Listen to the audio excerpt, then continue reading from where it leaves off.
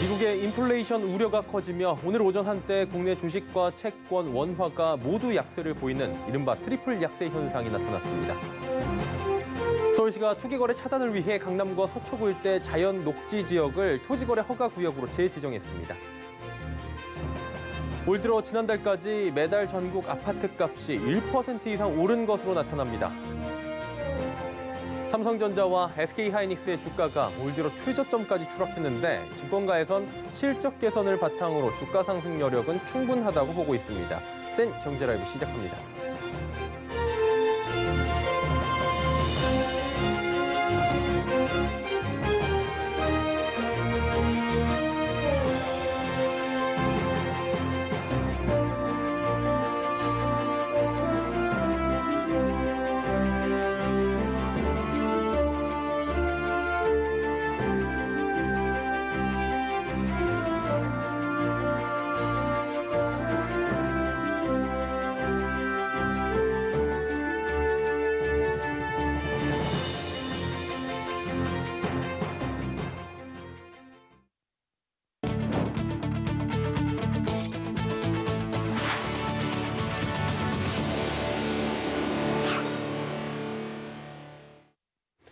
시청자 여러분 안녕하십니까? 센 경제라이브 서정덕입니다.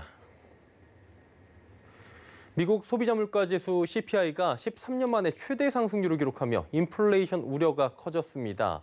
이에 오늘 오전 한때 국내 주식과 채권, 원화 모두 약세를 보이는 이른바 트리플 약세 현상이 펼쳐지기도 했습니다.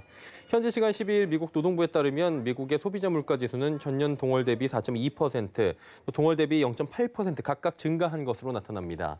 이는 2008년 이후 최대 상승폭으로 급격한 인플레이션 우려가 커졌습니다.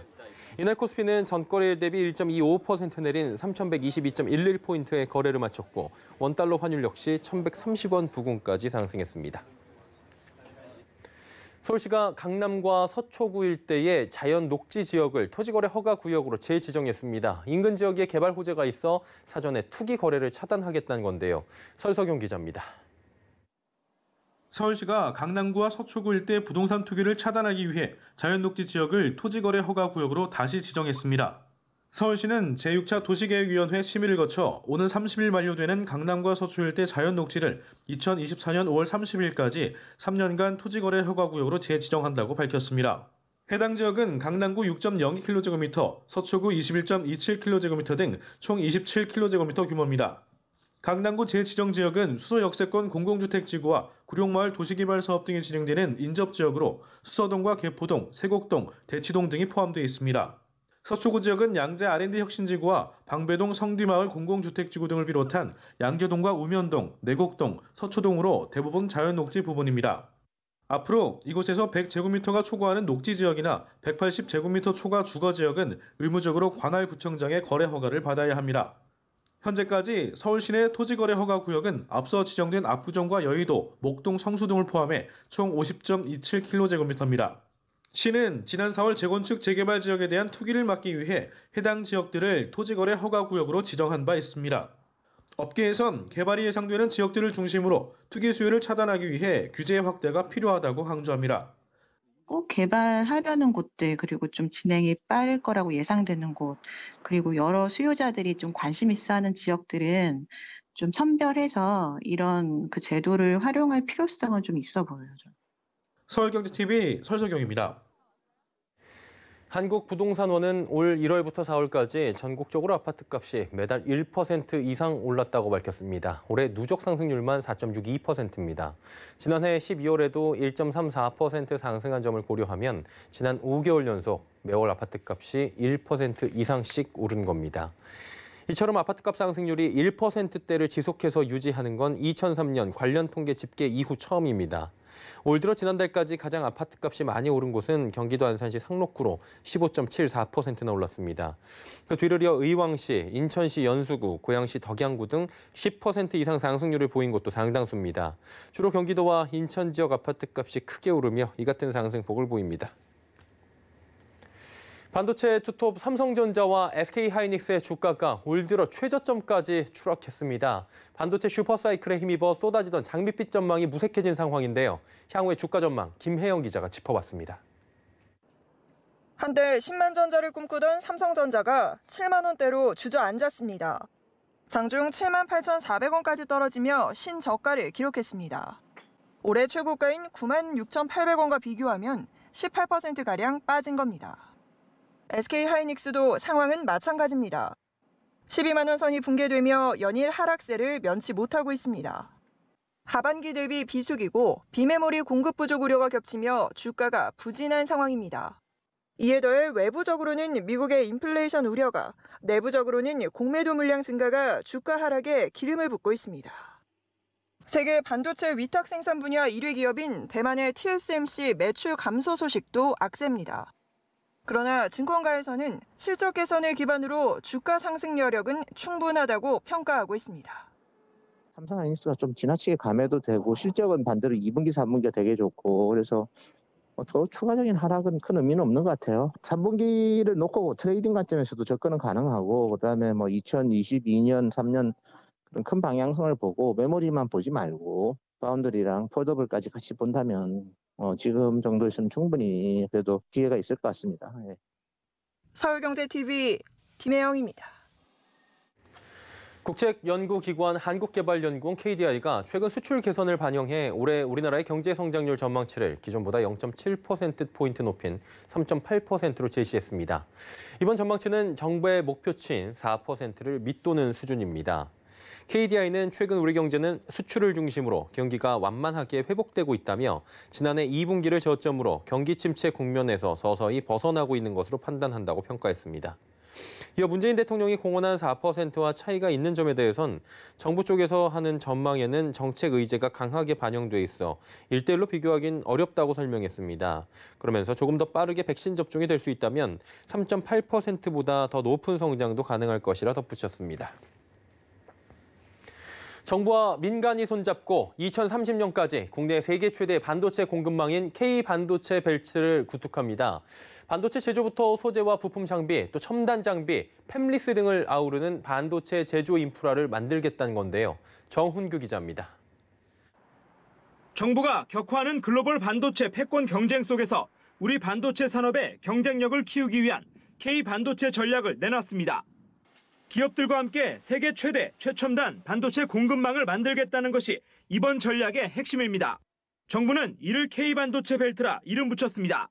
이 벨트는 서쪽의 판교와 기흥, 화성, 평택, 온양과 동쪽의 이천, 청주가 용인과 연결돼 K자 모양이 됩니다. 삼성전자와 SK하이닉스 등 기업들이 올해부터 2030년까지 10년간 510조 원 이상을 투자합니다. 올해 투자 규모만 41조 8천억에 달하는데 이는 단일 산업 중 최대 규모입니다. 또 국내에서 단기간 내 기술 추격이 어려운 극자외선 노광과 소재 분야 등에선 외국인 투자 기업 유치도 확대할 계획입니다. 정부는 세제 혜택 등을 통해 이들 민간의 투자를 뒷받침합니다. 특히 기업 대상 세액 공제 중 핵심 전략 기술 트랙을 신설해 반도체 R&D에 최대 40에서 50%, 반도체 시설 투자는 최대 10에서 20% 공제해 주기로 했습니다. 금융 지원도 확대합니다. 총 1조 원 이상의 반도체 등 설비 투자 특별 자금을 신설해 우대 금리로 설비 투자를 지원할 방침입니다. 반도체 인력 육성에도 나서 10년간 산업 인력 3만 6천 명을 육성합니다. 이런 전략이 차질 없이 추진된다면 연간 반도체 수출은 지난해 992억 달러에서 2030년 2천억 달러로 증가하고 고용 인원도 총 27만 명으로 늘 것으로 정부는 전망했습니다. 서울경제TV 정훈규입니다.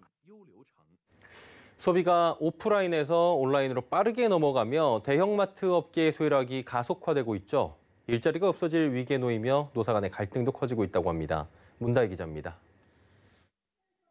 홈플러스 여직원들이 눈물을 흘리며 머리를 밀고 있습니다. 여성 노동자들의 집단 삭발식은 마트 노조 사상 처음 있는 일입니다. 여성 근로자들이 삭발까지 감행한 이유는 홈플러스 운영사 MBK 파트너스가 폐점을 전제로 매장을 계속 매각해 일자리의 위협을 느끼고 있는 탓입니다. 홈플러스는 지난해 4개 점포를 매각 처분한 데 이어 올 들어 2개 점의 폐점 매각을 발표했습니다. 홈플러스는 인력 구조 조정은 없을 것이라는 입장이지만 거주지와 다른 곳에 배치되는 문제를 고려하면 현실적으로 퇴사할 수밖에 없는 상황입니다. 내 의지와 상관없이 직장을 떠날 수밖에 없고 2만 명의 소중한 우리 노동자들의 생존권이 달려있기 때문에 정말 무지막지한 매각을 멈춰달라고 호소하고 또 호소드립니다. 홈플러스가 잇따라 점포를 팔고 있는 건 마트 산업의 하락세 때문입니다. 전통시장을 살린다는 명분으로 시작한 출점 규제에 코로나로 온라인 소비 전환이 빠르게 이뤄지며 대형마트는 악화일로를 걷고 있습니다. 다른 대형마트도 상황은 같습니다. 롯데마트는 작년 12개 점포를 정리했고 올해 2월에는 창사 이래 처음으로 희망퇴직 신청도 받았습니다. 이마트도 다음 달 2개 매장을 폐점합니다. 이에 따라 대형마트 3사의 매장 수는 2019년 405개에서 올해 연말 386개로 19개가 줄어듭니다. 고용도 줄고 있습니다. 지난 2018년부터 작년 말까지 2년 사이 롯데마트 직원 1,567명과 이마트 직원 804명이 일자리를 잃었습니다. 매장을 줄이는 기업과 일자리를 지키려는 노동자 모두 생존이 달린 문제라 양측의 타협이 쉽지 않습니다. 유통환경이 온라인 중심으로 이동한 만큼 의무휴업 등 대형마트에 대한 해묵은 규제라도 풀어 급격한 일자리 감소를 막아야 한다는 목소리가 커지고 있습니다. 서울경제TV 문다입니다.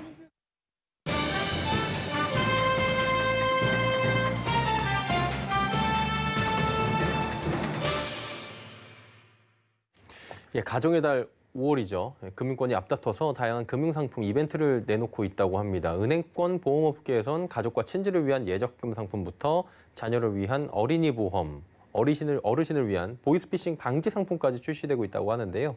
카드업계에선 쇼핑 쪽을 겨냥한 경품 할인 이벤트가 또 풍성하다고 하네요. 금융부의 양한나 기자 연결해서 자세한 소식 들어보도록 하겠습니다. 나와 있습니까? 네, 안녕하세요. 가정의 달인데 사실 개인적으로 별로 실감이 가진 않는 상황입니다. 금융상품들이 근데 눈길을 끌고 있다고 하는데 은행권에서 어떤 상품들이 나와 있습니까? 네, 은행권에서 가족과 친지를 위한 예적금 등 다양한 금융상품들 나와 있습니다. 우선 신한은행은 가족과 친지들끼리 선물을 주고받기에 좋은 쏠 편한 선물하는 적금을 내놨습니다. 가입기간 6개월이고 가입 금액은 1,000원에서 30만 원의 정기적금으로 상대방에게 선물할 수 있는 상품인데요. 금리는 연 2.2%이고 비과세 종합저축 상품으로 이자 소득에 대한 세금을 면제받을 수 있습니다. 하나은행은 만 60세 이상 어르신을 타깃으로 한 시니어 상품인 언제나 청춘 정기예금을 내놨습니다. 4대 공적연금 입금 실적을 보유한 경우 보험가입 서비스 혜택을 제공하는데요. 특히 어르신들이 보이스피싱에 취약하다는 점을 고려해서 고객이 보이스피싱으로 인해 금전적 손해를 입은 경우 피보험자가 입은 실제 금전 손해액의 70%를 보험가입 금액 한도 1,000만 원 이내에서 보장합니다. 메신저 피싱 사기로 금전적인 피해를 입어서 관할 경찰서에 신고한 경우와 피보험자가 보험기간 중 대중교통 상해로 인해서 사망한 경우에도 각각 일정 한도 내에서 보험금을 지급합니다. 신협의 경우엔 기초연금수급자나 그의 자녀를 대상으로 한 어부바효 예탁금 상품이 있는데요. 신협이 한 달에 2차례 부모님의 안부를 직접 확인하고 그 결과를 자녀에게 문자로 통지해주는 서비스를 제공합니다. 대형 병원의 진료 예약 대행과 치매 검사, 간호사 병원 동행, 간병 서비스 등을 받을 수 있고 추가 공제료 납부 없이 가입자에 대한 1,000만 원의 상해 사망 공제 혜택도 받을 수 있습니다. 어버이날 기념으로 어르신들을 위한 상품도 들어봤는데 은행권에서는 자녀들을 위한 상품도 많다면서요. 네, 자녀를 위한 상품도 나와 있는데요. 국민은행은 출산준비 특화 상품인 내 아이를 위한 280일 적금을 판매하고 있습니다. 6개월 이상에서 12개월 미만의 임산부를 대상으로 매월 10,000원에서 100만 원 이하의 금액을 저축하는 자유적립식 예금입니다. 태명직이나 육아동지 추천 등을 하면 우대 이율을 받을 수 있습니다. 또 아기 옷과 태교 여행 상품을 구매할 때 할인을 받을 수 있고 태명과 출산 예정일을 등록하면 태교 활동을 위한 자료도 제공받을 수 있습니다. 어린이 전용 적금 상품들도 눈에 띕니다. KB국민은행은 만 14세 미만 어린이를 대상으로 한 KB영유스 어린이 통장을 내놨습니다. 기본금리는 연 0.1%인데 저금통으로 설정된 금액에 한해서 연 2%의 특별 이율을 제공합니다. 최대 100만 원까지 설정 가능한 저금통의 금액은 계좌 출금 또는 이체는 불가합니다. 하나은행의 아이꿈 하나적금 역시 만 18세 이하만 가입할 수 있는 상품입니다. 특히 만 14세까지 희망대학을 등록할 수 있고 만약 실제 입학까지 이어진다면 만기 전에 1년간 연 2%의 금리 우대를 제공합니다. 예, 금융사들 얘기 들어갔고 이제 보험사 쪽도 여쭤보도록 할게요. 보험사들 어린이 보험 인기 좋다고 하는데 어린이 보험이 이제 어른이 보험이라고 불릴 정도로 성인들도 관심을 갖는다고요? 네, 그렇습니다. 보험사들이 어린이 보험에 대한 보장 기능을 강화하고 가입 연령을 확대하면서 성인들까지 어린이 보험에 가입을 하고 있는데요. 하나생명의 경우 어린이 보험에 가입 가능 연령을 30세까지 확대해서 라이프 플러스 어린이 보험이란 상품을 판매하고 있습니다. 이 상품은 최대 만기 100세까지 보장이 가능한 다양한 특약 부가로 개인별 맞춤 보험 설계가 가능하고 재해, 암과 강력 범죄 등을 보장해 줍니다. ABL 생명의 ABL 소중한 우리 아이 보험도 주 계약만으로 각종 암과 재해 장애, 중대한 질병 및 수술, 암으로 인한 수술, 입원 등의 치료비를 보장해 줍니다. 그리고 홍역과 성홍열 등 특정 법정 감염병과 골절, 깁스 치료비, 유괴, 납치 위로금, 강력범죄 치료비 등도 보장 범위에 포함됩니다. 2형 중도급부형을 선택하면 초등학교와 중학교, 고등학교는 물론 대학교 입학자금도 지급해 줍니다. 예, 그러면 보험사들이 준비한 어르신들을 위한 상품은 어떤 것들이 있나요? 네, 최근 보험업계는 노년층의 건강관리를 도우기 위한 헬스케어 서비스 상품에 주력하고 있는데요.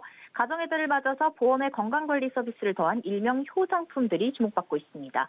하나생명의 건강관리 서비스 앱인 헬로는 당뇨나 고혈압이 있는 고령층 고객에게 카메라를 통해서 식단과 영양 분석 기능을 제공하고, 신한생명의 건강나이 보험료 적용 특약은 고객의 건강 정보를 분석해서 건강나이를 산출하고 그 결과에 따라서 보험료를 산출합니다.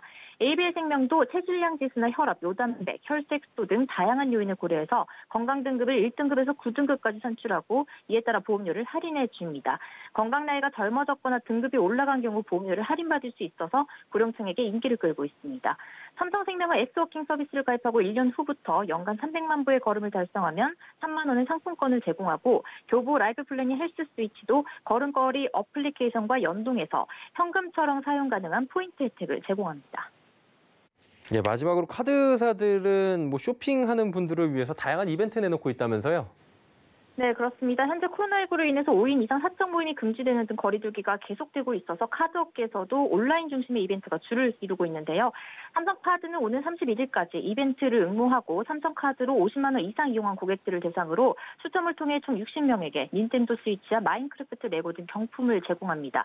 삼성카드 쇼핑에서는 16일까지 가정의 달 맞이 취향 저격 선물 이벤트도 열어서 안마의자나 생활가전 등 다양한 행사 상품에 사용할 수 있는 할인 쿠폰을 주고 최대 8만 원까지 할인받습니다.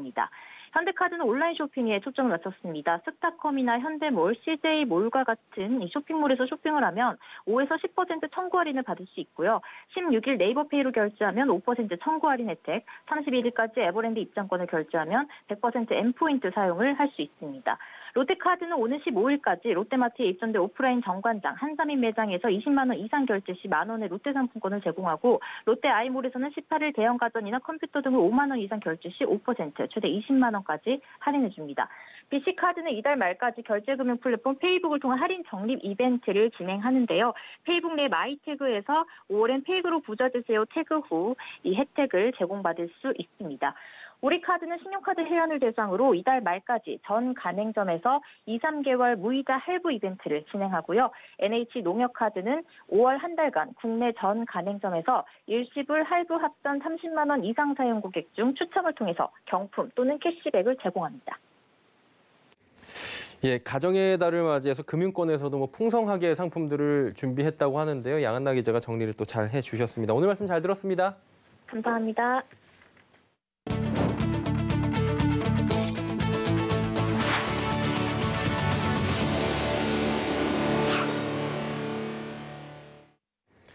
일론 머스크 테슬라 최고 경영자가 오늘 비트코인 결제를 중단한다고 선언했습니다. 머스크는 자신의 트위터를 통해 비트코인 채굴과 거래에 사용되는 화석 연료 사용 급증을 우려한다며 결제 중단 소식을 밝혔습니다. 증권업계는 머스크가 암호화폐에 긍정적인 만큼 비트코인보단 효율적 가상자산을 염두에 둔 것 같다는 의견을 내놨습니다. 다음 결제 수단으로는 비트코인보다 채굴에 적은 에너지를 소모하는 이더리움이나 머스크가 계속해서 결제 수단에 쓰겠다고 밝히고 있는 도지코인 등이 선정될 수 있다는 분석입니다. 주택산업연구원이 올해 5월 전국 42개 아파트 단지에서 18,767세대가 입주할 예정이라 밝혔습니다. 지난달보다 4,671세대 늘긴 했는데 최근 3년 월 평균 입주 물량의 절반을 조금 넘는 수준에 그칩니다. 수도권에선 17개 단지 7,817세대가, 지방에선 25개 단지 1,950세대가 입주합니다. 지역별로 보면 서울은 1,019세대가 입주합니다. 경기도엔 6,789세대, 또 충남, 경북, 전남, 경남 등이 입주 물량 1,000세대를 넘깁니다. 주사년은 주택가격 상승세가 이어지고 입주 물량이 감소하며 수도권과 지방광역시를 중심으로 좋은 입주 실적이 나타나고 있다며 이에 따라 5월에도 입주 경기는 좋을 것이라 낙관했습니다. 2011년 경제 민주화 단초를 이끌어낸 경제 산불 개념을 중소기업계는 다시 꺼내 들고 나왔습니다. 10년이 지난 지금도 경제 산불이 해결되지 않아 코로나19 이후 대중소기업 간의 양극화를 더 심화시키고 있다는 건데요. 윤다혜 기자입니다. 포스트 코로나 시대의 한국 경제의 재도약을 위해서는 신경제 산불을 개선해야 한다는 지적이 나왔습니다. 중소기업중앙회는 오늘 여의도 중기중앙회에서 코로나19로 심화된 양극화 해법과 한국 경제 재도약을 위한 신경제 산불 정책 토론회를 열었습니다. 신경제 산불이란 중소기업 현장에서 힘들어하는 경영 애로로 거래 불공정, 시장 불균형, 제도 불합리를 말합니다. 이 세 가지는 중소기업 납품단가 제값바뀜 등 거래의 불공정, 대기업의 골목상권 침투에 시장의 불균형, 기업 규모에 따라 대출을 차별하는 제도의 불합리를 의미합니다. 10년이 지난 지금도 경제 산불 문제는 근본적으로 해결되지 않고 있습니다. 또 대기업의 골목상권 침투는 온라인 시장으로 전이돼서 새로운 형태의 시장 불균형으로 나타나고 있습니다. 이번 토론회에서 발제를 맡은 추문갑 중기중앙회 경제정책본부장은 양극화 심화의 원인으로 신경제 산불을 지적하며 이는 한국 경제 발전을 위해 반드시 해결해야 할 구조적 문제라고 꼬집었습니다. 매출액의 47.4%, 그다음에 영업이익의 57.3%를 대기업이 차지하는 대중소기업 간 양극화 문제가 중소기업의 생산성을 떨어뜨리는 요인이 되고 있고, 그다음에 중소기업의 임금 지불 여력을 약화시키는 요인이 되고 있습니다. 중소기업계는 한국경제 재도약을 위해 원사업자에게 납품 단가를 제대로 받지 못하고 납품할수록 손해를 보는 조달 시장의 문제의 시급한 개선이 필요하다고 강조했습니다. 추문갑 본부장은 신경제 산불 해소를 위해 납품대금 조정협의제 실효성 확보, 납품단가 연동제 도입, 불공정 거래 근절 시스템 마련 등 10대 정책 과제를 제안했습니다. 한편 이번 토론회에는 이하경 국회 산자위원장, 건칠승 중소벤처기업부 장관, 조성우 공정위원장, 이병헌 대통령 비서실 중소벤처비서관 등 공정경제 분야 입법과 정책을 총괄하는 책임자가 모두 참석했습니다. 서울경제TV 윤다희입니다.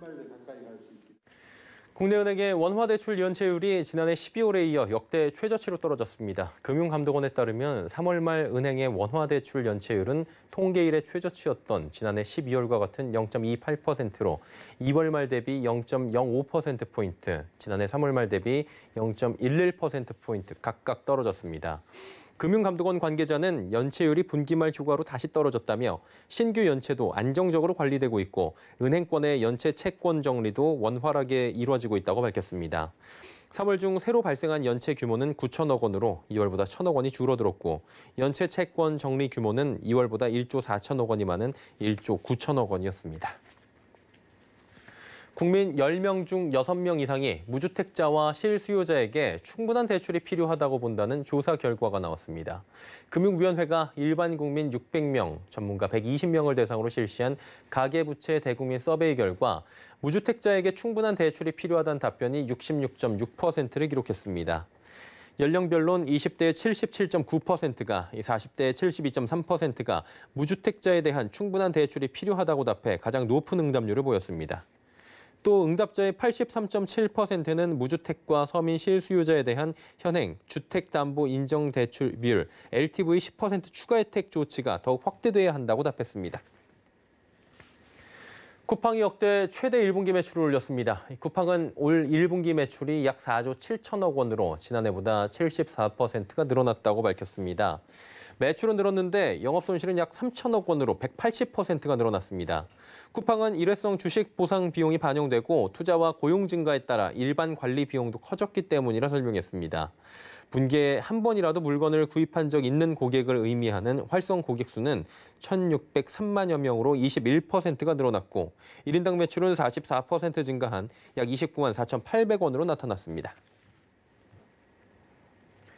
센 경제 라이브 저희가 준비한 소식은 여기까지입니다. 편안한 저녁 시간 보내시길 바랍니다. 고맙습니다.